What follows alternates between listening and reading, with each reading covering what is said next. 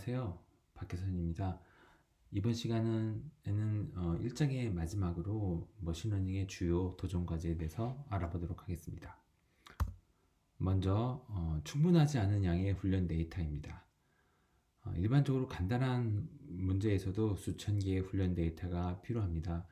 이미지나 음성 인식 같은 문제는 수백만 개 이상의 데이터가 필요할 수도 있습니다. 데이터가 부족하면 알고리즘을 개선하기 위한 노력이 헛수고일 가능성이 있습니다. 반대로 데이터가 충분하다면 알고리즘의 성능을 크게 높일 수 있습니다. 이런 패러다임이 요즘 딥러닝의 부활을 이끈 주요 원동력이 된 것 같습니다. 그 다음은 대표성이 없는 훈련 데이터입니다. 모델이 일반화가 잘 되려면 예측하려는 샘플의 분포를 잘 따르는 훈련 세트를 만들어야 합니다. 만약 우연의 일치로 대표성이 없는 훈련 데이터가 만들어졌다면 이를 샘플링 잡음이라고 말을 합니다. 혹은 표본 추출 방법이 잘못된 경우 샘플링 편향이라고 부릅니다. 앞서 1인당 GDP와 삶의 만족도 데이터에서 몇 개의 샘플을 일부러 뺐습니다. 저희가 주피터 노트북에서 설명할 때 몇 개 샘플을 뺐었는데요. 혹시 기억하시는지 모르겠습니다. 누락된 나라들이 여기 그림에 나타나 있습니다. 브라질, 멕시코, 칠레, 체코, 노르웨이, 스위스, 룩셈부르크입니다. 이 데이터를 다시 넣고 훈련을 하면 점선이 아니라 실선으로 된 모델을 얻습니다. 이전의 점선 모델보다 좀 많이 달라졌죠. 전에는 GDP가 삶의 만족도에 영향을 크게 미치는 것처럼 보였는데 이제는 실선을 보면은 꼭 그런 것만은 아닌 것 같습니다. 실제로 브라질이나 멕시코는 GDP가 낮지만 행복지수가 꽤 높은 나라 중 하나입니다. 그 다음은 낮은 품질의 데이터입니다. 훈련 데이터에 이상치나 잡음이 많으면 올바른 모델을 훈련할 수 없을 것입니다. 이런 이유 때문에 훈련 데이터를 정지하는 데 많은 시간을 들입니다. 데이터를 정지하는 몇 가지 예를 좀 들어보면 다음과 같습니다. 특성이 누락되었을 때 해당 특성을 제외하거나 해당 샘플을 만약에 이상치인 샘플이라면 데이터를 고치거나 무시합니다. 그렇지 않고 특성이 몇 개 빠져 있다면 이 특성을 빼거나 샘플을 빼거나 혹은 누락된 값을 채우거나 아니면 이 특성을 넣은 경우와 뺀 경우를 각기 나누어서 모델을 훈련해서 평가합니다. 그 다음은 관련이 없는 특성입니다. 좋은 모델을 만들려면 풀려는 문제에 관련이 높은 특성이 많아야 합니다. 너무 당연한 이야기겠죠. 이런 좋은 특성을 찾는 것을 저희가 특성공학, 피처 엔지니어링 이렇게 부릅니다. 여기에는 준비되어 있는 특성 중 가장 유용한 특성을 찾는 특성 선택과 특성을 여러 개를 조합해서 새로운 특성을 만드는 특성 추출 방법이 있습니다. 그 다음은 과대적합입니다. 과대적합은 훈련 세트에 너무 잘 맞아서 일반화 성능이 낮은 현상입니다.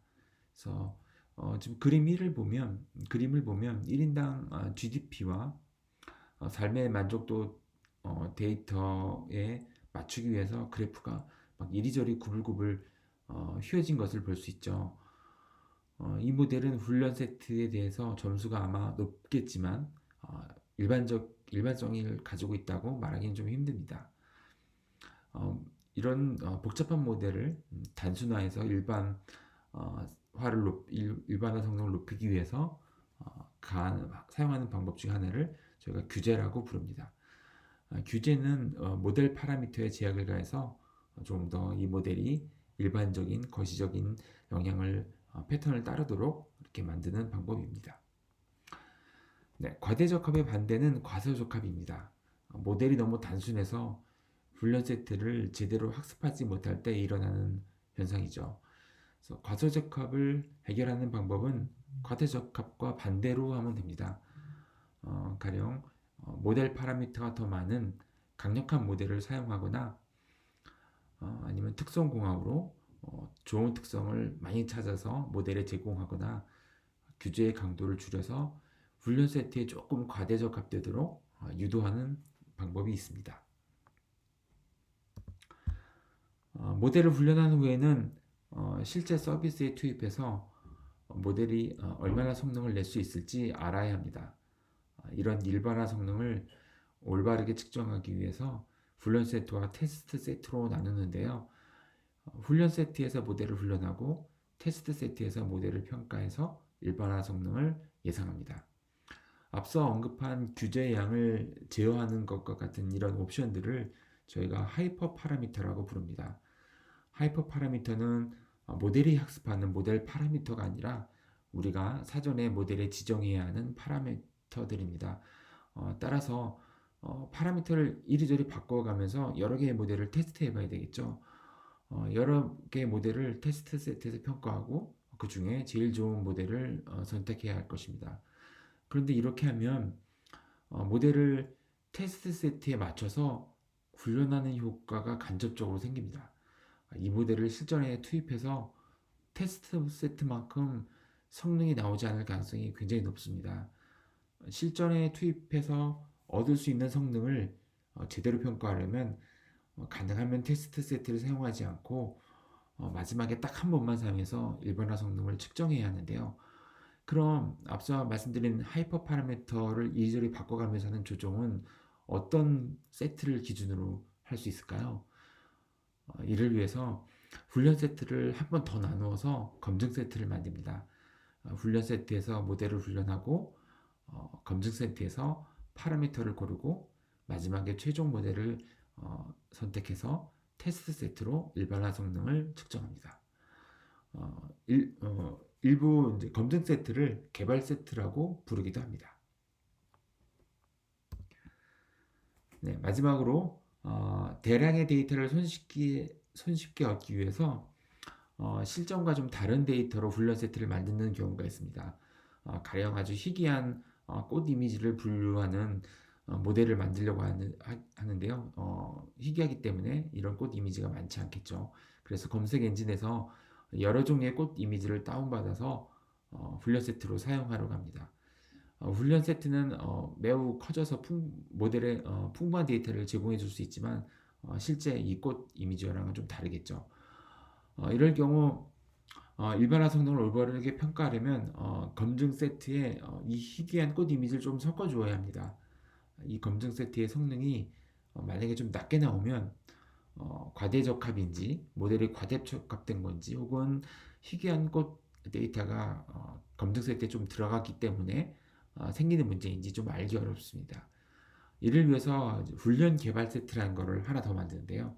훈련 세트에서 모델을 훈련하고 그다음에 훈련 세트에서 좀 나누어진 훈련 개발 세트에서 모델을 평가합니다. 만약에 훈련 개발 세트의 성능이 낮게 나오면 이건 확실히 훈련 세트에 과대적합된 거겠죠. 그러지 않고 만약에 검증 세트의 성능이 낮게 나온다면 데이터가 훈련 세트의 데이터나 검증 세트의 데이터가 일치하지 않기 때문에 생기는 문제입니다. 네, 지금까지 1장의 내용을 모두 살펴보았는데요. 다음 2장은 머신러닝 문제를 처음부터 끝까지 이렇게 풀어보면서 1장에서 저희가 지금 배운 여러 가지 개념들을 직접 실습하는 과정을 가져보겠습니다. 그 전에 다음 시간에 2장을 본격적으로 시작하기 전에 핸즈온 머신러닝 1판과 2판에서 바뀐 내용을 좀 정리해서 소개하는 시간을 먼저 가지도록 하겠습니다. 네, 그럼 다음 시간에 뵙겠습니다. 감사합니다.